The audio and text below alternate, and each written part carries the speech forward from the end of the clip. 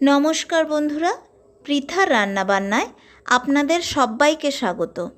আজ আমি বানাবো চিংড়ি মাছ ভাপা। খুব সহজে, কম সময়ে এবং কম উপকরণে এটি বানানো যায়, আর গরম ভাতের সাথে খেতে অসাধারণ হয়। চলুন দেখে নেওয়া যাক এটি কিভাবে বানাই। এখানে 5টি মাঝারি সাইজের পেঁয়াজ এইভাবে বড় করে কেটে নিয়েছি। এটি মিক্সিতে বেটে নেব। এই রান্নাতে আমি পেঁয়াজ একটু বেশি পরিমাণে ব্যবহার করব। 500 গ্রাম চিংড়ি মাছের জন্য 5টি পেঁয়াজ নিয়েছি।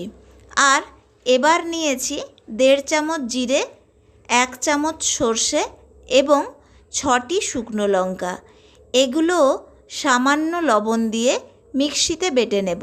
সর্ষে বাটার সময় সামান্য লবণ দিলে সর্ষে তেতো লাগে না।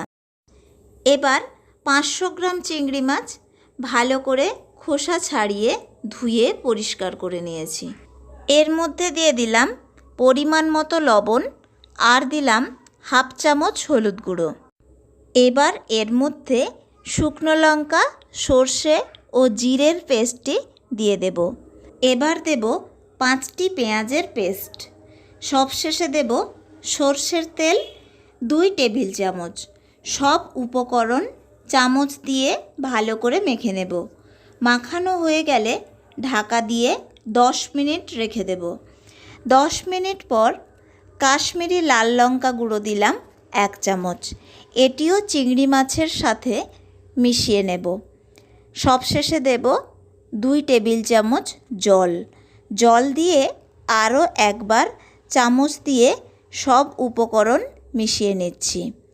এবার একটি টিফিন বাটির মধ্যে চিংড়ি মাছ দিয়ে দিচ্ছি। ভিডিওটি ভালো লাগলে আমাকে অবশ্যই জানাবেন, আর ভিডিওটিতে লাইক শেয়ার করতে ভুলবেন না। আরও রান্নার রেসিপি পেতে আমার চ্যানেলটিকে সাবস্ক্রাইব করুন। এবার টিফিন কৌটোটির ঢাকা লাগিয়ে দিলাম।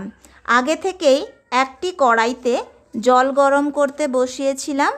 কড়াইয়ের মধ্যে একটি স্ট্যান্ডও দিয়েছি। এখন এই টিফিন কৌটোটি এর মধ্যে বসিয়ে দিলাম এবং কড়াইয়ের ঢাকনা লাগিয়ে দিলাম। এবার ওভেনের তাপ মিডিয়াম টু হাইতে রেখে 20 মিনিট রান্না করে নেব। 20 মিনিট পর ওভেন বন্ধ করে আমি ঢাকনা খুলে নিচ্ছি। জলের পরিমাণ এখন অনেকটাই কমে গেছে। এখন এই টিফিন কৌটোটি অনেকটাই গরম, তাই 10 মিনিট পর এই টিফিন কৌটোটি খুলে নেব। এখন 10 মিনিট পর টিফিন কৌটোটি কড়াই থেকে নামিয়ে নিয়েছি। এবার এর ঢাকনা খুলে নেব।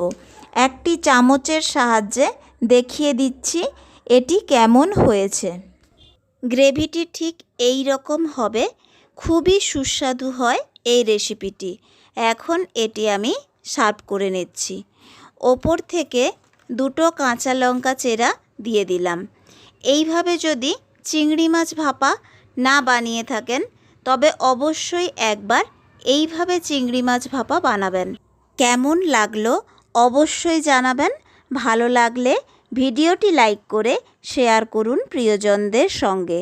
আর আমার চ্যানেলে নতুন হলে চ্যানেলটিকে সাবস্ক্রাইব করে পাশে থাকা বেল আইকনটি প্রেস করুন, যাতে পরবর্তী ভিডিওটি সবার আগে দেখতে পারেন। ধন্যবাদ ভিডিওটি দেখার জন্য। ভালো থাকবেন, সুস্থ থাকবেন।